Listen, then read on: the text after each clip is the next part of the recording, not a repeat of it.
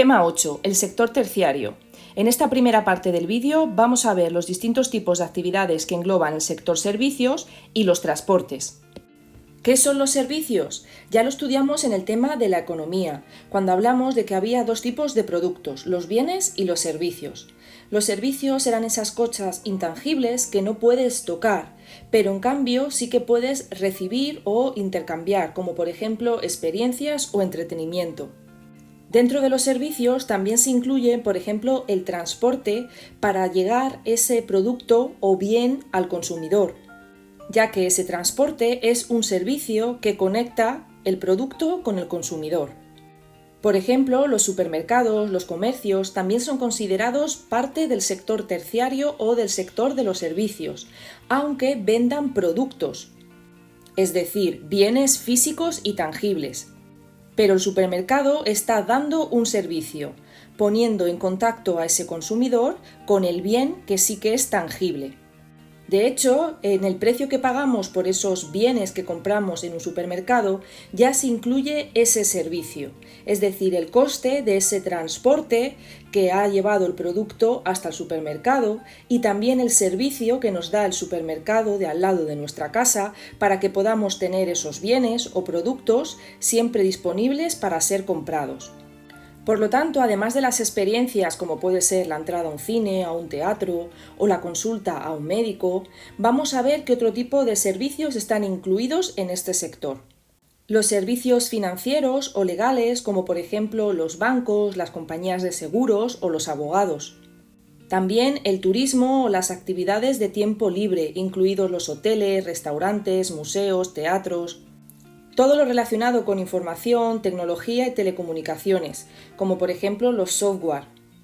Servicios personales, como podría ser por ejemplo las peluquerías o las guarderías de los niños. Llamamos servicios sociales aquellos que incluyen como colegios, hospitales, dentistas o por ejemplo también los asilos para los ancianos. Y también todo lo relacionado con la administración y el gobierno. Y por supuesto los transportes, que son los que conectan todos estos servicios con los consumidores. ¿Y quiénes son los encargados de darnos estos servicios? ¿O quién usa estos servicios? Pues los servicios pueden ser dados por empresas privadas o también por el gobierno. Ya sabemos que existen colegios públicos, pero también existen colegios privados. ¿Quién usa los servicios? Principalmente son usados por los individuos, pero también los gobiernos, las familias o los negocios pueden usar los servicios, como por ejemplo las telecomunicaciones o los transportes. Es decir, que el gobierno también usa este tipo de servicios. ¿Dónde se localizan los servicios? Los servicios como las tiendas, los bancos, los hospitales normalmente están localizados en las ciudades, ya que se necesita estar cerca de la mayor cantidad de gente que son los que van a usarlo y son los que van a pagar por ellos. Por eso, en las zonas rurales nos encontramos con menor variedad de servicios. No es muy común tener, por ejemplo, cines y teatros en las zonas de los pueblos o en las zonas rurales, ya que vive muchísima menos gente que en las ciudades. Sin embargo, debido a la globalización de los últimos años y el crecimiento enorme de las telecomunicaciones modernas, se hace menos importante ya que los servicios estén localizados cerca de los consumidores, ya que ahora con Internet muchos servicios y productos pueden ser ordenados por teléfono o online. Por ejemplo, podemos comprar una televisión o incluso ropa por Internet. No hace falta vivir o estar cerca de la ciudad o de la tienda. Y en cuanto a países, ¿qué creéis? ¿Dónde habrá más variedad de servicios? ¿En los países desarrollados o en los de subdesarrollados o en vías de desarrollo? Efectivamente, el sector servicios es mucho más grande en los países ricos que en los pobres. Esto es debido, de nuevo, a ese estado del bienestar. Recordad que los países desarrollados van a dar más servicios para asegurar estos beneficios a su población y a sus ciudadanos. También es debido a que la gente en los países ricos cobra mejores salarios y por lo tanto se puede permitir comprar más servicios, como por ejemplo turismo o actividades de ocio. Y también porque los países ricos, al tener una alta automatización de la industria, menos gente trabaja en el sector primario y secundario, por lo tanto la mayor parte de la población trabaja en el sector servicios o terciario. Por ejemplo, podemos observar cómo el turismo en España aporta al PIB 3 veces más que la industria de la automoción, es decir, que el sector secundario. Y como hemos dicho, el turismo está incluido en este sector terciario o de servicios. Los transportes. Los transportes son ese servicio que involucra mover tanto personas como productos o bienes de un lugar a otro. Y como hemos visto, es una parte muy importante de la economía. Los productores necesitan de este servicio de transporte para transportar las materias primas hasta sus fábricas y después para transportar los bienes ya terminados y elaborados a los clientes. Los hombres de negocios, los políticos, los funcionarios necesitan viajar para quedar en esas reuniones y conferencias. E incluso los individuos también utilizamos los transportes para ir al trabajo, para comprar, para las actividades de ocio y turismo. Como vemos, esta red de transportes es muy importante para la economía. La red de transportes de un país engloba los diferentes tipos o modos de transporte. Cada uno de los modos de transporte los vamos a estudiar y tienen sus ventajas y desventajas, depende el objetivo que tengamos. Vamos a estudiar los 4 tipos de transporte más importantes. Carretera, que englobaría los coches y los camiones. La red ferroviaria, que englobaría los trenes. El marítimo, que englobaría principalmente los barcos, tanto fluviales como marítimos, por los océanos. Y por último, el transporte aéreo, que son los aviones. Con esta tabla vamos a ver las ventajas y desventajas de cada uno de los medios de transportes. La carretera, es decir, los coches y los camiones o furgonetas, normalmente se usan para recorrer pequeñas o medias distancias, ya que también alcanzan una velocidad media si los comparamos con el resto de los medios de transporte. Estamos diciendo que entre 100 y 120 km la hora. Los coches son un medio de transporte muy flexible, ya que permite alcanzar muchos lugares por esas carreteras y autovías que recorre la mayor parte de los países en la actualidad. Además es muy flexible porque normalmente casi todas las familias cuentan, al menos en los países ricos y desarrollados, con un coche. Y el coste tampoco es muy elevado si lo comparamos con otros, es un coste medio. Los principales usos de este sistema de transporte, normalmente, como hemos dicho, cortas y medias distancias, para transportar todo tipo de productos, ya que podemos utilizar furgonetas o camiones, y también podemos transportar pasajeros en los coches y autobuses. En cuanto al impacto medioambiental, aquí sí que tenemos un elevado índice de contaminación ambiental, principalmente por las emisiones de carbodióxido, de dióxido de carbono.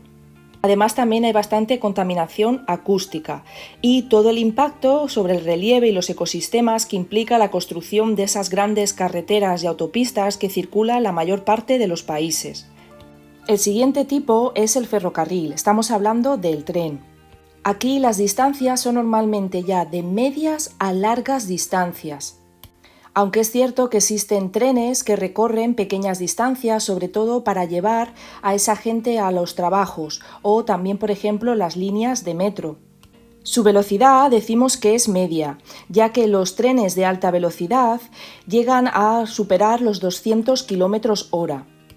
Sin embargo, los trenes bala de Japón actualmente alcanzan una velocidad de 300 km/h. Incluso se ha puesto a prueba un tren japonés de levitación magnética que batió un récord mundial de velocidad, ya que alcanzó los 603 kilómetros. Se espera que estos trenes por levitación magnética puedan ser y operar y ser posibles en el 2027. En cuanto a su flexibilidad, no son tan flexibles si los comparamos con la carretera, ya que no alcanzan todos los lugares del mundo, es decir, no existe línea ferroviaria en todas las partes del mundo. Normalmente, cada ciudad importante suele tener una estación de tren, pero las zonas rurales quedan ya apartadas de este medio de transporte. Por eso se dice que son poco flexibles. En cuanto al coste, también lo catalogamos como medio. Los principales usos que se dan al tren son normalmente para transporte regional de pesadas mercancías o productos muy grandes. También se utiliza para transportar pasajeros por ocio o por negocio. Y en cuanto al impacto que tiene sobre el medio ambiente, pues sí que da también emisiones de dióxido de carbono, aunque menos que las que traen consigo los coches o, por ejemplo, los aviones. Y también el impacto sobre el paisaje y los ecosistemas es muy importante, ya que para construir esta red ferroviaria se tienen que perforar, por ejemplo, montañas y crear vías, destruyendo así ecosistemas. El siguiente tipo sería el marítimo. Hablamos de los barcos. Sirven para transportar bienes y servicios, sobre todo cuando hay grandes distancias. Este es el medio de transporte que más utiliza China, por ejemplo, para exportar sus productos a Occidente. Pero también existen barcos de pasajeros, como por ejemplo los ferries, que ya sí que circulan cortas y medianas distancias. En cuanto a su velocidad, son muy lentos. Estamos hablando de entre 40 y 60 km/h. Su flexibilidad es reducida, no son muy flexibles, ya que no todos los lugares del mundo tienen un puerto marítimo. Sin embargo, en cuanto a su coste, es de los más económicos, ya que puede albergar gran cantidad de toneladas, por eso su coste se reduce. Los principales usos, como hemos dicho, es el transporte internacional de mercancía muy grande o pesada. También encontramos los cruceros de placer o esos ferries que conectan lugares cercanos, como por ejemplo el ferry que hay entre Almería y Melilla. En cuanto a su impacto medioambiental, sobre todo el riesgo de esas salidas de petróleo que pueden afectar a los ecosistemas y también las emisiones de dióxido de carbono, aunque es bastante menor si lo comparamos, por ejemplo, con la carretera. Podéis ver el buque portacontenedores más grande del mundo, que principalmente funciona entre Asia y Europa, conectando esa producción de China y esas exportaciones de Asia hacia Occidente. Cada uno de esos contenedores que veis tenéis que imaginarlo en los tráilers de los camiones. Para que os hagáis una idea, este buque llega a almacenar 23.000 de estos tráilers. Y cada uno de estos tráilers llega a alcanzar las 24 toneladas. Como hemos dicho, el transporte marítimo es principalmente para transportar a grandes distancias mercancías muy grandes y pesadas, porque su coste es más bajo y aunque su velocidad es lenta, merece la pena debido a lo voluminoso de estas mercancías.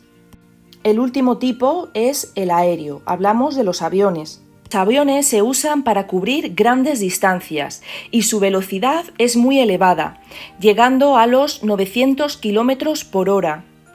Pero también son poco flexibles, ya que no todos los lugares cuentan con un aeropuerto. Y el coste de un pasaje de avión es caro si lo comparamos con el resto de los medios de transporte. Los principales usos son principalmente el transporte internacional, pero de pequeños productos con tamaño reducido, ya que la capacidad del avión de transportar es muy escasa o limitada si lo comparamos, por ejemplo, con los barcos. Aquí los aviones no soportan mucho peso.